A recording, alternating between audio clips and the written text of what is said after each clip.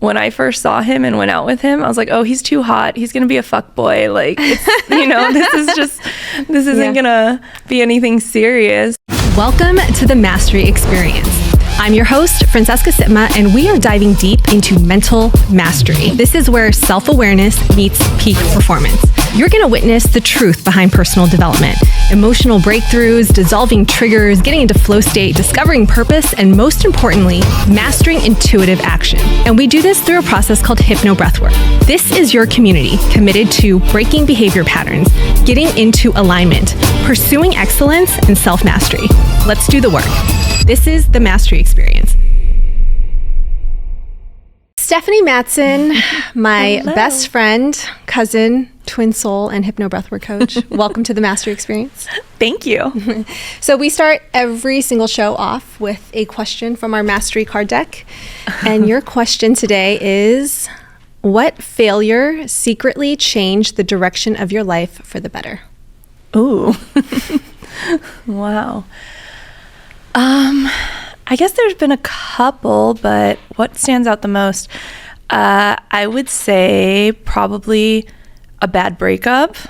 I mean, I've told this story probably before, but it really changed the direction of what I thought my life was going to be to what it is now, my career shift and everything like that. Like, at one point, I was going to uproot, move, do all these things, and in what was a really uncomfortable situation for momentarily, ended up being, I mean, I think it was like a 2-week period turnaround time for me, but it brought me to breath work. It brought me to a real self-discovery journey. It brought me into the coaching space and learning more about my passion and relationships, and really finding more of me and getting back to the center of myself and who I'm meant to be, and owning that. So, yeah. Well, since I intimately know your ex-boyfriends, I can declare that breakup was not a failure, and it was indeed amazing. Yeah. The best thing to happen to you, in my opinion. But I think it's just a good lesson for everybody that we see these really challenging times. Things don't go as we expect them to. We perceive it to be a failure, and it's hard, and we have to heal, but then we find a lesson on the other side of it. Absolutely. Well, they say, right, like every failure or rejection is redirection, and you really learn it when you experience it. Yeah, but I think it's been interesting to kind of watch our journey as it pertains to relationships since we discovered breathwork, because it really has been a tool for us to almost like heal faster or process deeper or release the pain quicker. How would you say breathwork maybe helped you get through that breakup? Oh, total game changer. I mean, I think when you go through a breakup, oftentimes, you're sad and you're looking at like, what happened? Why did this happen? And you can play a lot of the blame game. A lot of times we want to blame the other person. We want to be angry, whatever it may be that's coming up. But for me, like, breathwork really would allow me to get into a moment and look at it without my ego, like for what it was, and also going back to all of the subconscious stuff deep in my mind and things, moments that triggered me that I didn't know triggered me, memories, ways. I mean, for me, a big part of that and that journey and that experience specifically was retracing the steps to the ways that I failed myself and the moments that I was either muting who I really was or what I really desired or wanted, not speaking up when I felt I needed to, kind of just the ways that I betrayed myself. And through breath work and through releasing those out of my body and out of my subconscious, it really also allowed me to come into my own and look at it as a learning moment or an opportunity to step up, stand up for myself, speak up when I needed to. I mean, I really found my voice. I found my boundaries. I experienced so many different things, and it's all made me so much stronger.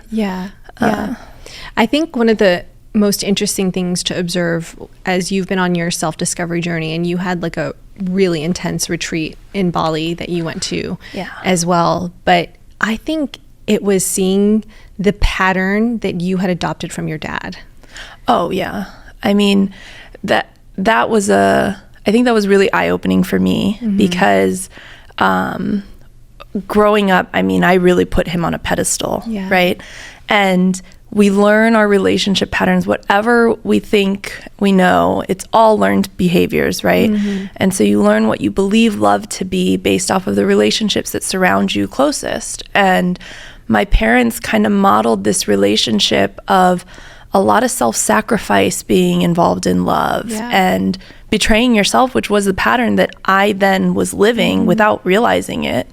And putting a man on a pedestal who, I mean, don't get me wrong, my dad was the best. I still stand by that. But maybe there were ways he could have shown up for himself or modeled healthier love boundaries to make me not view men as weak or attract weak men. And I mean, I can say like now I think I've really reprogrammed that. Even in the relationship I'm in today, like it's a different feeling all around. So let's talk about codes. Let's talk about Cody. Codes. So you're in a new relationship and it's been a journey, and I've been so proud of you because you are somebody who loves love. I love love. You love love. But you stayed single for a really long time. You really did, because initially you kind of were in two really long-term relationships back to back. And then you had this period of being single, and girl, you dated, you definitely did your thing, but you weren't going to commit and put yourself in a situation to really give yourself fully to someone until they earned it and were really living up to a certain standard. So talk to us about what that journey was like.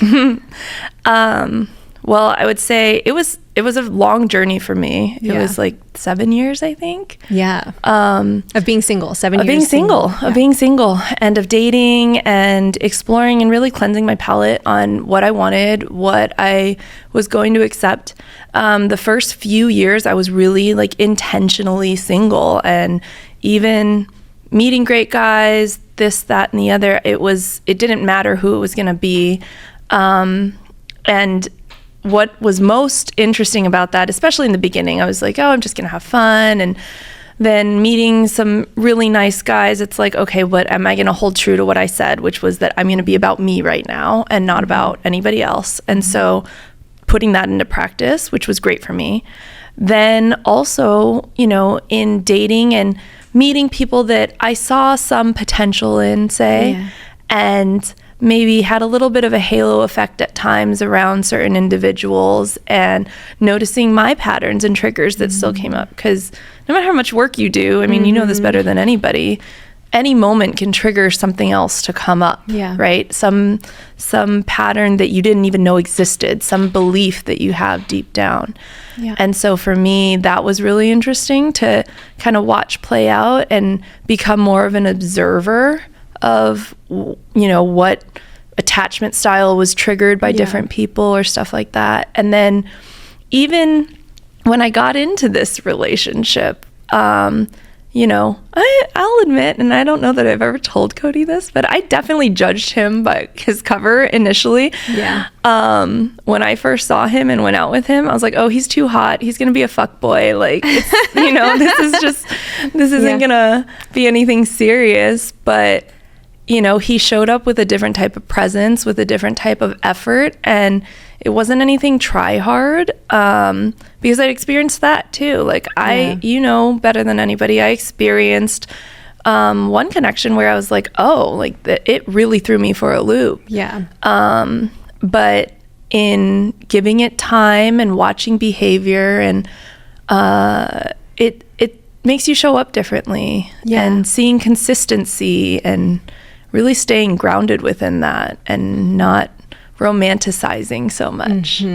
So, because you do like to go into a little fantasy land with these boys. I mean, I'll be in a fairy tale. That's gonna be my ending.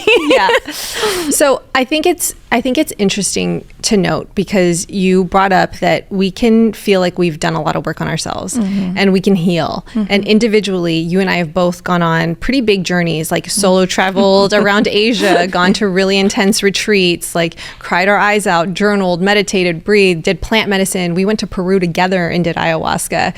So we've been on that journey and we're like, okay, like I love myself. I feel whole.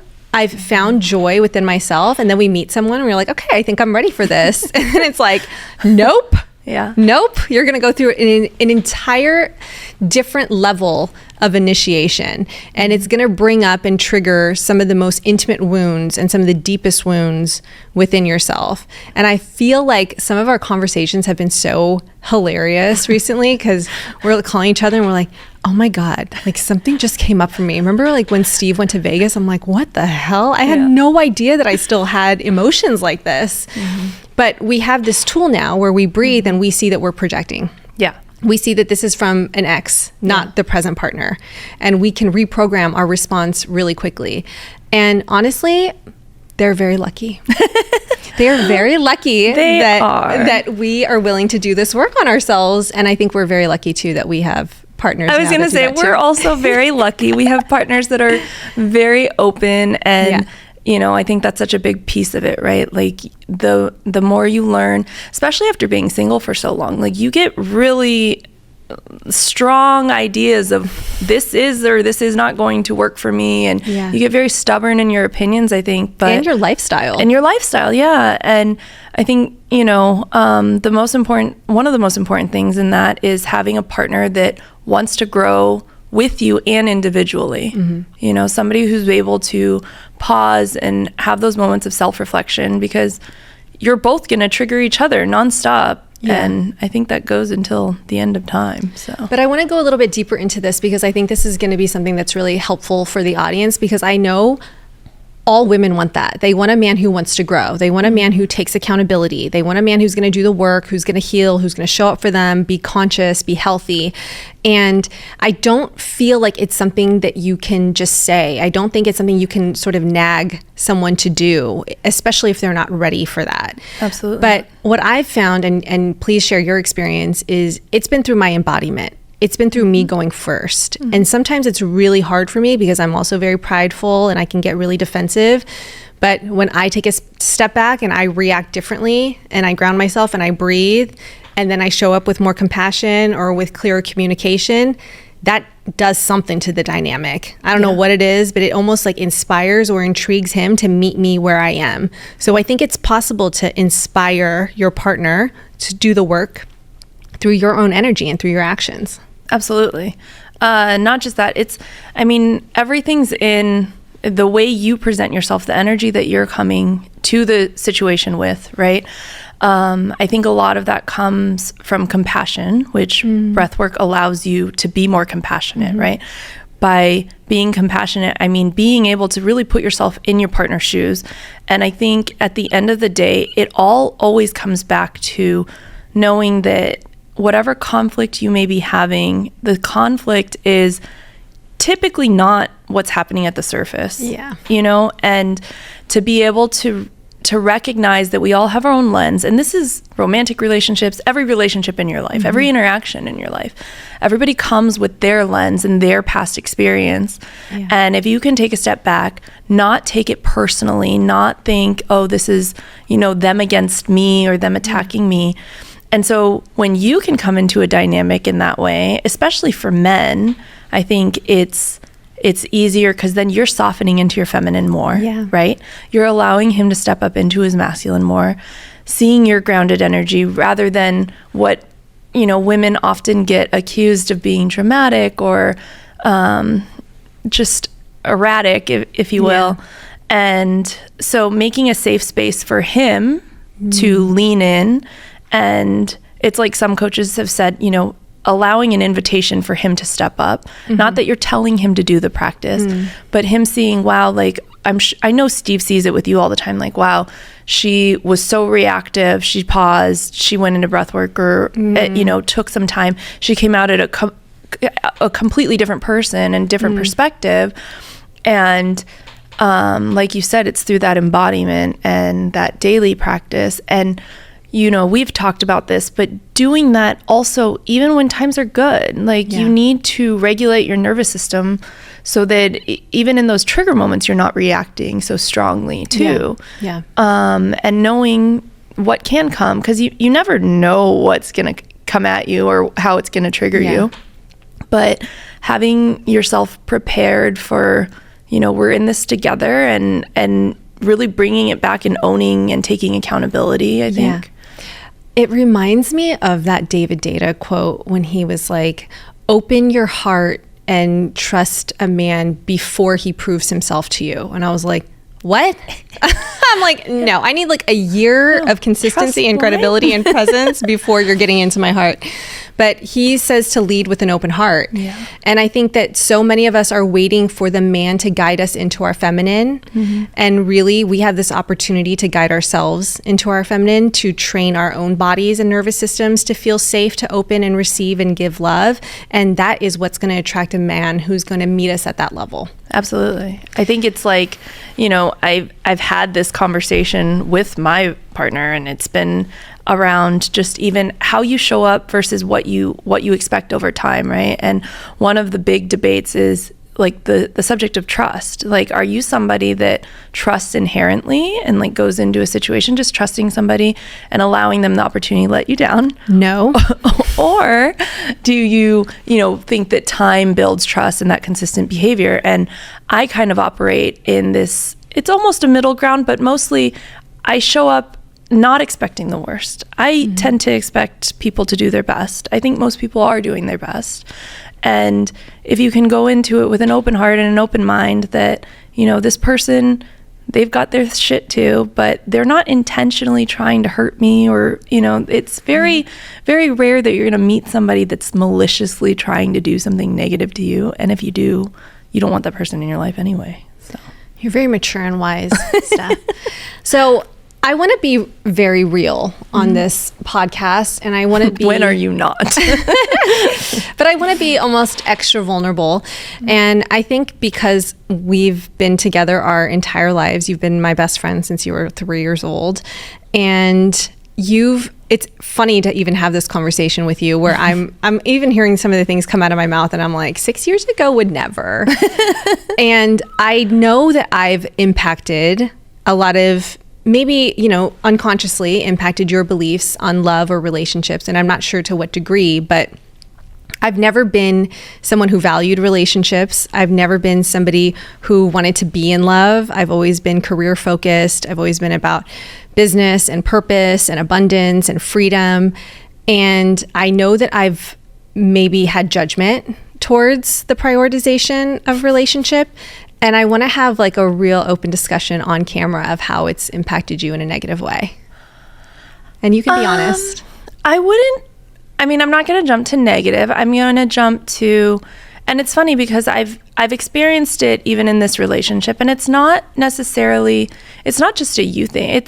I think it's societal, like it's your circle, right? So for me, in being in this relationship, and it's a long distance relationship, and there's layers and there's, all sorts of things involved.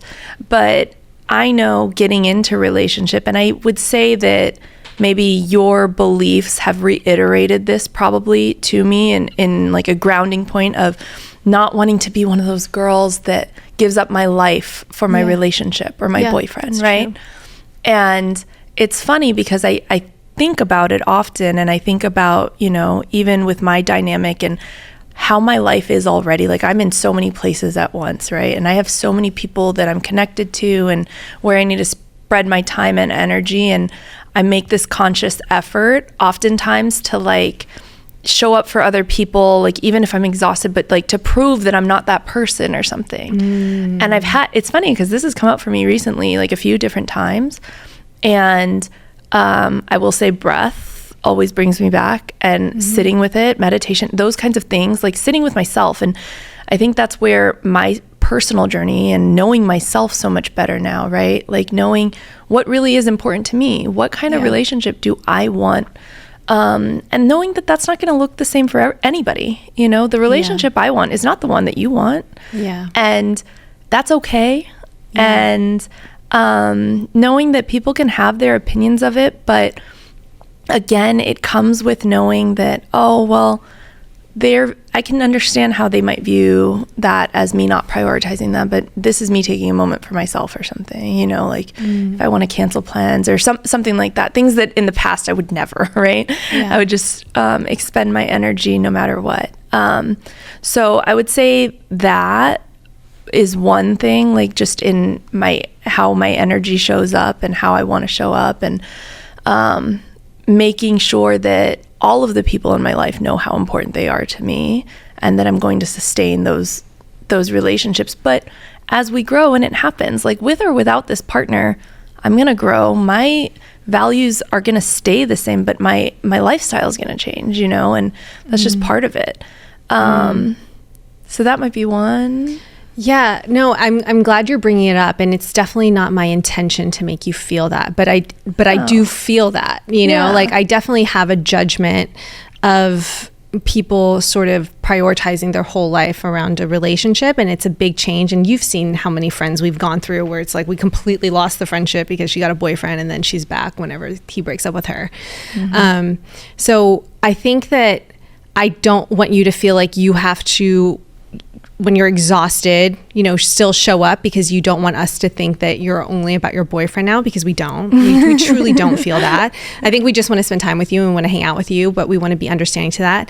But I think I do have a fear, and it's just a caution, kind of like as the older sister role, that you don't lose yourself in a relationship, that make sure he deserves that time and energy and prioritization from you, but not in a way where I want you to feel like I'm judging you for loving love. Yeah, you know? No, I don't think that. And I think that just comes with the security in myself too. Yeah. Like I know very well what my priority list is, and from day to day, and everybody sees it from me. Like I focus a lot of my energy on doing what I want to do. Like that's, you know, if I'm going to play tennis or pickleball or like having a drink or staying in and watching a movie, like whatever it might be, I come from a place now where it's really what I want to be doing. Yeah. So I was just thinking, because some photos came up recently with some of the girlfriends that I was just referring to. And I think that the part that was always hard for me is because I was in too long relationships, right? 5 years and then now 6 years. And my lifestyle didn't change. Like I was like, girls trip, we're going to Miami, we're doing Vegas, like always gonna make sure I have time for my girls. And then when they then got in relationships, things took a turn and we didn't really spend any of that time with them. So I never really understood the transition that happens for most people when they get in, like the natural transition, or when they, you know, have babies and they start to stay in and then they're no longer going on these trips and stuff like that. So that's an evolution that I'm going to take into my breathwork practice this week. But now it's your turn to go into a HypnoBreathwork, and you know I'm going to be guiding you through a personalized session. So is there anything that I can help you work through today? Honestly, I'm going to let you do it intuitively. I trust you. I trust your gut. So, well, you heard it here first. All right, let's do it.